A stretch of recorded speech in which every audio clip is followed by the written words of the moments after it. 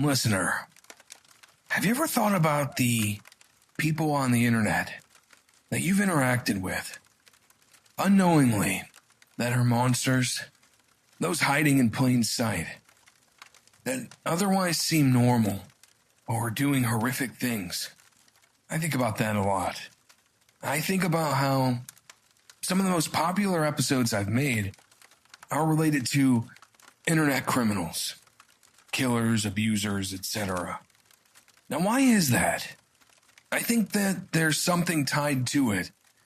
A little bit of this idea that we're interacting with these people. It unsettles us. It unnerves us.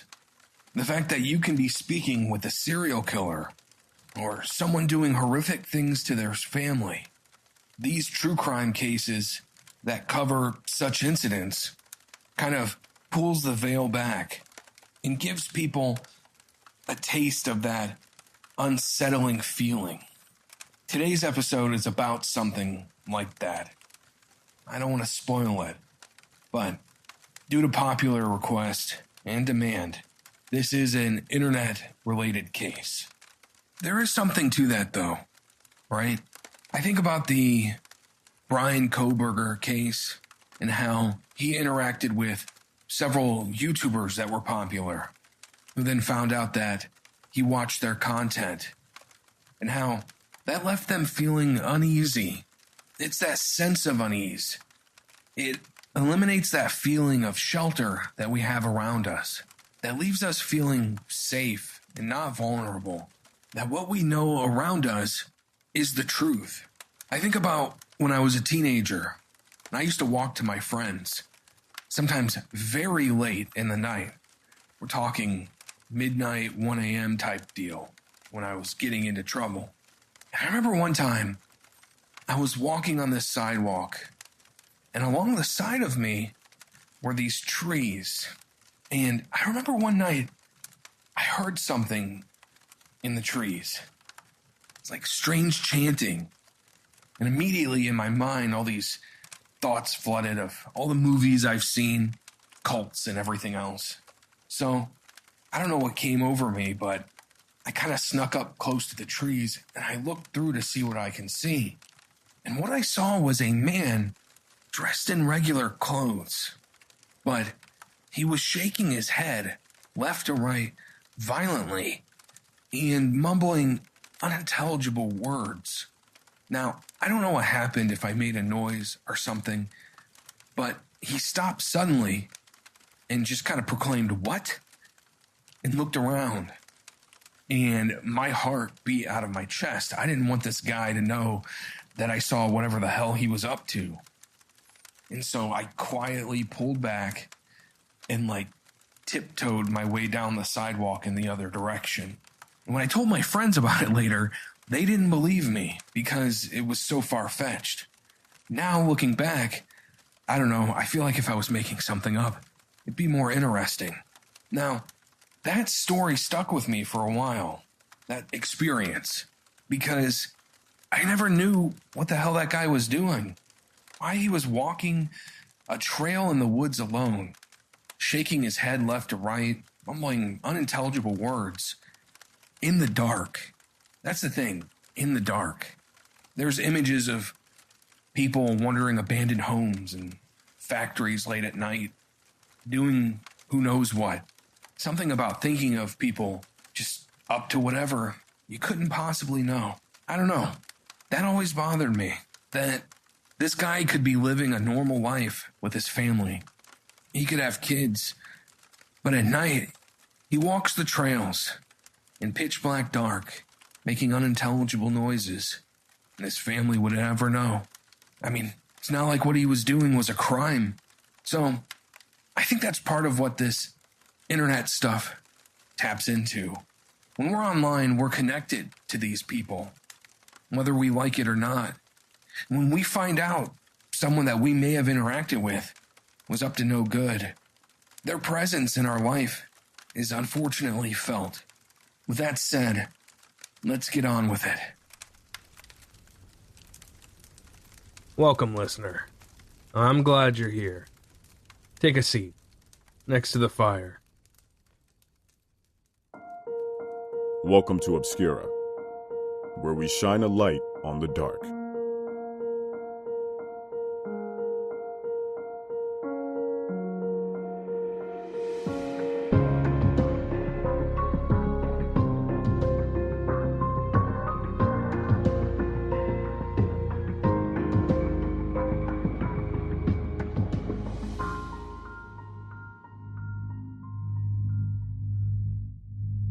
On July 26, 2012, Reddit user CarlH was distinguished as Redditor of the Day, a title reserved for quasi-celebrity Reddit users. You see, listener, during its early days, the website Reddit was a smaller community. Prominent Reddit users would gain a unique status on the site. CarlH quickly grew popular as a Reddit user because he enjoyed spending his free time teaching Reddit users programming. I'll play a little bit of his YouTube channel for you now. Hello and welcome to Computer Science for Everyone. My name is Carl Harold, and I've been a professional programmer for over 15 years. In this course, I'm going to teach you how to begin writing your own computer software. Later in the course, when we do start writing actual programs, we'll be using this program to do so. This is called Code Blocks, and I'll show you how to set that up so you can actually write and run your own programs. But don't get in too much of a hurry though. There's a lot of material that we need to cover before you'll be able to actually write your own programs, but we'll get there. Now don't worry if you've tried to learn programming before. Or it might be that you learned the basics of a programming language, but you're not able to actually sit down and make something useful. There is a big difference between knowing a programming language, such as what a book teaches, and knowing how to actually make usable software. Most programming books and tutorials just focus on how to use a particular language's syntax, but they don't explain beyond this. As a result, there are many people out there who have learned programming, which effectively means that they can write a program so long as it consists of displaying some text on the screen. So what is the missing link? The answer is libraries. Libraries are the tools that you need as a programmer to actually make useful software. In short, libraries provide you with functions that you can call rather easily from inside your programs to actually put your knowledge to work. For example, nothing in the core language of C gives you the ability to draw a circle, but a graphics library very well might have a function called draw circle. And this is how advanced applications and games are built. The libraries themselves are put together and packaged for programmers to use, and then the language serves as an interface between the programmer and the libraries. We will be spending a great deal of time working with these types of libraries to build real, usable programs and games in this course. Keep in mind that unlike a programming book, this is an interactive course, and if you get stuck or need help along the way, just feel free to ask your questions in the discussion areas, whether on YouTube or at the website computerscienceforeveryone.com. Also, keep in mind that this course and all materials offered are offered free of charge. I hope you enjoy this course, and if you have any questions, feel free to post them.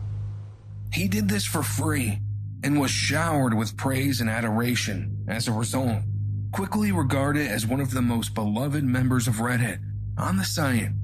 These days, his name rarely, if ever, comes up, but we'll get to that later.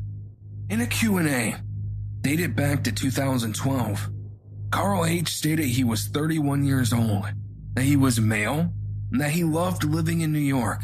He explained that he was married, loved cats, hot chocolate, veal parmesan, Game of Thrones, Babylon 5, and the video game StarCraft. CarlH told the users of Reddit that silly situations made him laugh, that he hates willfully ignorant people, that his major regret in life was taking loans at 21 years old. He described the most important thing in the world to him as family. Later on, CarlH made a post to Reddit explaining that a nasty rumor had spread online about him. CarlH explained that the rumor obviously wasn't true, and that he needed the aid of Reddit users to extinguish this untrue lie. The dirty lie was smearing the reputation of a beloved Reddit user, after all. So, with the aid of Reddit, many Reddit users created posts using CarlH's full name, Carl Philip Harold, to knock the rumor out of the Google search results. A few days later, Carl returned to Reddit, this time to thank the users of the site. His post read, "A few days ago, I posted an Ask Reddit, asking if anyone could help me to remove or fight against a lie that has been the #1 search result for my name and damaging my reputation for over 5 years. Many of you took it upon yourselves to help me by posting links and content with my name all over the internet via Reddit, Twitter, and just about everywhere else. Amazingly, so many of you did this that for part of June 30th, my name was actually the 5th most searched for item on Google worldwide, even beating Larry King on the day of his announced retirement. Many of those searches came from people who just happened to see my name from your posts and went to Google to figure out why so many people were saying it. Reddit, in a matter of less than 12 hours, you shifted the search behavior of the entire internet in much the same way as a major geopolitical event. At least tens, if not hundreds of thousands of searches were done for a search term that, prior to that point, had few, if any, searches. Enough searches were done to result in the automated creation of over 200,000 new web pages containing my name. Many of these pages were automatically created by companies that create content pages designed to rank high for popular search terms. The overall effect has been brute force nullification of the web page containing the lie. And here we are on July 4th, and finally, after 5 years, that lie is completely gone from the first 5 pages of search results on Google and all other search engines. And it seems to be dropping more every day. Further, many other pages containing my name now rank high on Google, including automatically generated pages that have nothing to do with me, as well as pages about other individuals who share my name. Nothing negative, therefore, stands out against me. For 5 years, I've had to live with this stigma of this lie. I have had to explain it to friends, family, and business associates. I no longer have to live with that. Thank you to everyone on Reddit who helped." A proud Reddit user left this comment in response. "I think one of the main reasons people were so willing to help is the fact that you have given your time to help so many people here to learn programming for free. And you're not just some random account that asked for help. You have given up your free time to help people on here. Time that could have been spent with your family and friends. In a small way, every person on here that you help feels like family and friends. The internet would fight for you, Carl, just like they would fight for any cause they believe in, any charity they felt connection to, anyone who needed help and was genuinely a nice person." In 2014, Carl Philip Harold was arrested for his involvement of a child sexual abuse material ring. The person used to create this material was Carl's son, his 9-year-old son. You see, Carl separated his son from his wife, who lived in a different state, and Carl, living in Alabama, found several other men, and they kept his son out of school, never let him leave the house, and produced abuse materials so violent, so awful, so horrific, that investigators had a hard time finding the child at first because none of them could watch the material for very long. They struggled to place the child and build a case because the content created was that vile. We're talking investigators threw up and had nightmares and had to seek therapy due to the videos produced by Carl Philip Harold. Him and his partners produced enough images and videos to create a small child abuse material ring in their area where they sold these tapes online, or I should say videos, and eventually they were all busted via a sting. But Carl would not see justice. In shame, he hung himself in his prison cell on November 3rd, 2014. The members of Reddit particularly the ones that were a part of CarlH Programming's Reddit page, were horrified. First there was shock, then denial, acceptance, and then they turned their back on CarlH forever. He's become somewhat of a Reddit boogeyman, someone that's mentioned in hushed whispers. His name sometimes shows up in Reddit comments, warning people that even if a Reddit user seems like a good, kind man, there may be a monster lurking behind that account. His son, CarlH's son, was exposed to STDs, and investigators said that the son needed to be placed in immediate protective custody because he was racked with mental illness and needed immediate help from medical professionals. I hope that wherever he is, he has found some semblance of healing. Though I must admit, man, 9 years of that is a lot of damage. I can imagine that is a lot to repair. My heart goes out to him. Some of the fallout material that I've discovered digging through old Reddit pages and the Internet Archive is interesting. I've gathered a few Reddit comments, posts, etc., some deleted, some not, that I want to read here. 9 years ago, a user, Rick AJF, posted this. I think I knew Carl better than most folk on here, but I didn't see this coming. I got busy with life, and I lost contact with him around the time he started up these programming tutorials. I only recently found out about what he did to his son, and that he's not in this world anymore. One of the biggest shocks of my life. I'm sure a lot of people here will remember him as a monster, and if he did even half the stuff I've read about, he certainly was. But what I remember of him is so different. I first talked to him on chessclub.com about 15 years ago, when he was starting Clickalizer up. Carl wasn't 20 yet, and I was still in my early teens. When I told him about my depression and troubles making friends, he gave me his phone number. I talked to him for hours on end about religion, programming, and just life. I lived on the other side of the US, so we never actually met in person. But for a young and socially inept loner like me, he was one of my best friends. The conversations I had with him shaped so much of my life. He's a big part of why I majored in CS in college, and why I eventually became an atheist. He helped me grappling with a lot of tough issues I had during my teens. Carl always did sound like he had some serious family problems, was living on his own from early on. When he married his wife, he was still a religious guy, but that marriage was a disaster. According to him, she developed serious mental issues soon after their son was born and pieced out, leaving him as a single father. He never gave me any hint that he was gay or that he would do anything that could harm his son. Everything he said made it sound like he loved his son more than anything in the world. It really boggles the mind. Maybe he wasn't telling me the whole truth, and maybe I didn't know him as well as I thought. But I can't help but wonder if I could have stopped him, if I'd kept in touch. I don't know what happened to him during his last years, and I know he's not here anymore.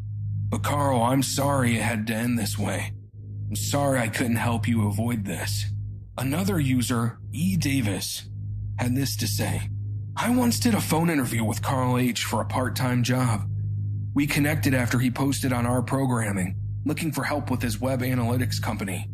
Within 5 minutes of talking to him, I started to feel uneasy. Something about him just felt off. In particular, I remember him really bragging about how smart and accomplished he was. I brushed him off a few months later. The job wasn't scheduled to start for a while. I said I was no longer interested. I guess the moral of this story is to trust your gut. Listener, Carl's Reddit history is full of interesting and even contradictory moments. He was a supporter of the Westboro Baptist Church and had this to say. Personally, I know that God is judging America for its sins, and that more and worse is coming. My doctrinal beliefs are the same as those of the Westboro Baptist Church that I have seen thus far. This is Rich, considering what he ended his life over, the monstrous acts he committed. At the same time, he once saved a person's life in a suicide watch subreddit. Many of the comments I've read concerning Carl are those that are conflicted. Many say that they owe their career to a monster, and it really shows the conflicting nature of humans, that we could be so good to people while horrible to others. I'm sure many of those users have been left with a feeling of uneasiness. That uneasiness I started the episode talking about. We don't have magic powers that shows us the horror that lurks beneath. We can only do our best and hope that whatever front-facing person that each individual is showing us is the truth. Not all of us are that lucky.